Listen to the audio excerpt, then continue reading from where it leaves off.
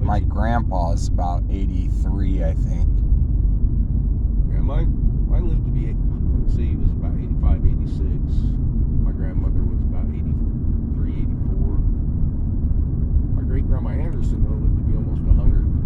But she didn't party like I did in my 20s, so Yeah. I don't see myself making it to 100, but I might be able to pull off 70 or 80. Hopefully.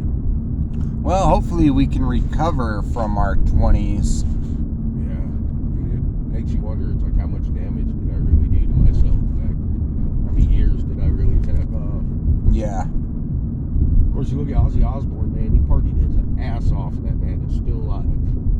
Yeah. I watched this documentary. They said when they were doing that very first tour with Black Sabbath, they would bring them a cereal box full of speed. Like a whole cereal box full of nothing but speed, and him and the band would do that within a weekend, and they would be on to the next show. I was like, man, that's a lot of drugs, man. Someone asked his daughter, why should you not do drugs? And she said, one answer, look at my dad. Yeah, take a look at Ozzy. He's all kinds of, but he's still alive somehow, you know? Same with, well, I don't know, I think Keith Richards might have died recently. But Keith Richards was still kicking forever too, you know, and that dude did a ton of heroin. Tons of heroin. Matter of fact, they said he got sicker when he tried to quit. Like the band members were even like, you know, we tried to get him off it, and then he got on methadone and stuff, and he was more ill. Like the heroin, they were all, he seemed normal for the most part. He'd used it for so many years, and he built a tolerance to it. You couldn't really tell when he was high on it, you know? Well, fortunately, I made it out of my 20s a cigarette smoker and a caffeine drinker. Yeah, see, I partied a lot in my 20s. I did some stupid shit. Now, granted, I didn't do anything close to like Ozzy Osbourne or anybody like that. I was the kind I'd be really drunk at a party, and if you threw something out in front of me, I would do it. Whether it was pills, powder, I didn't give a shit. But then the second I'd get high on something other than booze, I would get like pissed at myself. Oh, shoot. Scares the shit out of me now. Oh, there's no way you could get me to do... I don't even drink anymore. And that's one of the reasons why. Because in my 20s, I noticed. I was like, you know, whenever I drink, I seem to want to do other shit, too. But when I'm sober, not drinking, I have no desire to touch anything other than tobacco and soda pop. So I was like, man, I just need to get away from the booze before I kill myself, you know? I ate mushrooms one time when I was all drunk, dude, and I'll tell you what, I did not. It's not like people were talking about, man, I hated it. The whole time I was just praying that I would get sober, dude. It was like the longest night of my life. I hated it. It made me sick as shit. I puked my guts out. I mean, ugh. You couldn't pay me money to do shit like that anymore, you know what I mean? If you put cocaine or heroin, you know, I've never done no heroin or nothing, but if you were to put something like that in front of me, I'd be like, fuck you. I'm old, I'm lucky to be alive. Like cocaine, I'd be scared my heart would just explode. Boom! You know, I hear about guys my age doing cocaine, I'm like, dude, you're crazy. That shit's so bad for your heart, man. You're gonna die. You hear a lot of celebrities dying of that shit, though. Like John Belushi and Chris Farley. A lot of those dudes, they were doing too much coke and their heart exploded. I don't even like the pills the doctors give us, you know what I mean? You what? I don't even like the pills or medications doctors try to give me. I'm like, man, there's got to be a natural way to get healthy. The chemicals in your body can't be good.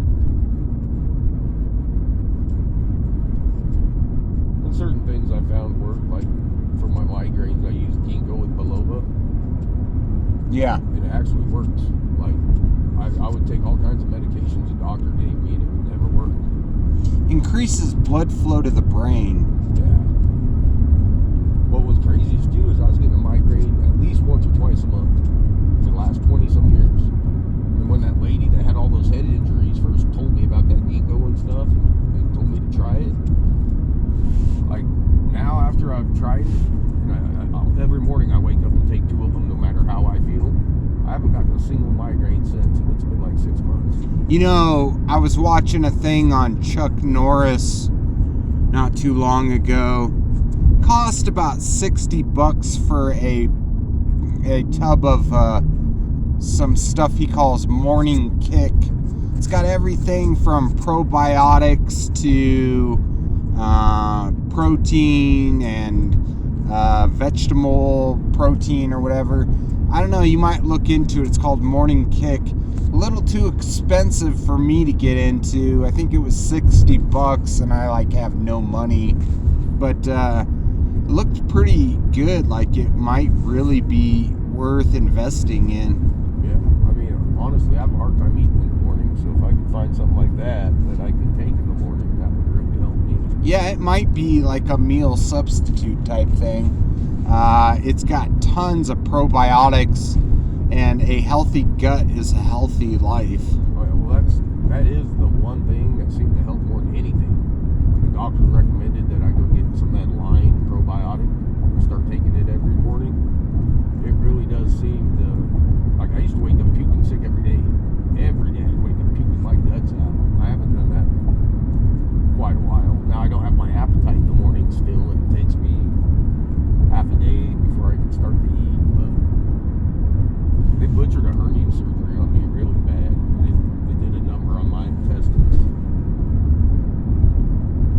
But no, that stuff sounds like it could be good. I was drinking that muscle milk for a while and it seemed to help. Yeah. Because I could drink it in the morning and it's loaded with proteins and vitamins and stuff too. So it seemed to kind of help. It's one of the few protein shakes I could drink. The other ones have a weird taste to it, you know what I mean? Just like a chalk taste almost. It's weird.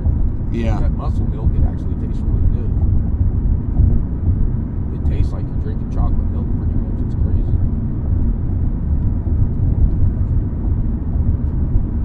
But yeah, you're right though. A healthy gut and a healthy mind are the two things that will keep the rest of your body going good.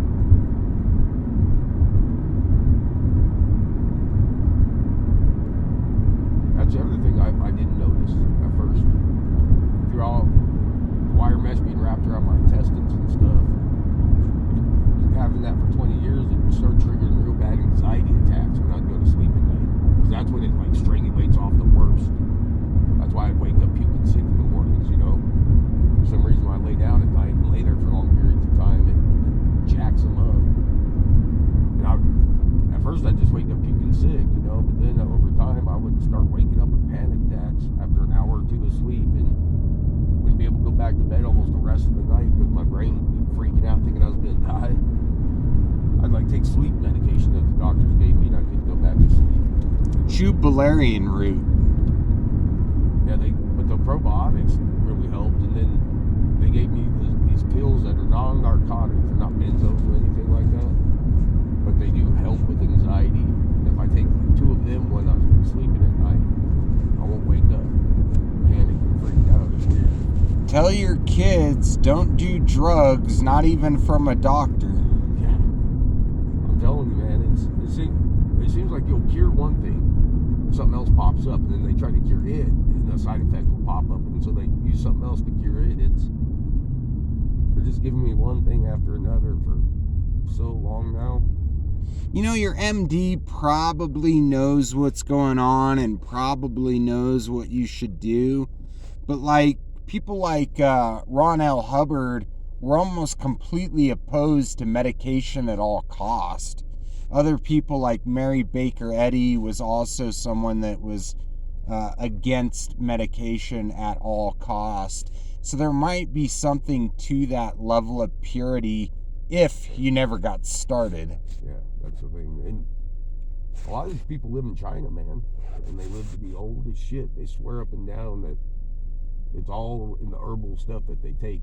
That they don't use any medications. Right. There's one guy, I know he was Chinese, I don't know his name, I wish I could remember. But he was sitting there trying to say that there was a certain root, an herb, or a berry on this planet that had a cure for every ailment in the human body. You just had to find the right one for the right ailment. Right. And I believe it a little bit because my grandfather, when he was having his heart issues, he stopped taking the medication the doctors gave him and he started taking hawthorn berry and stuff like that. And he got super healthy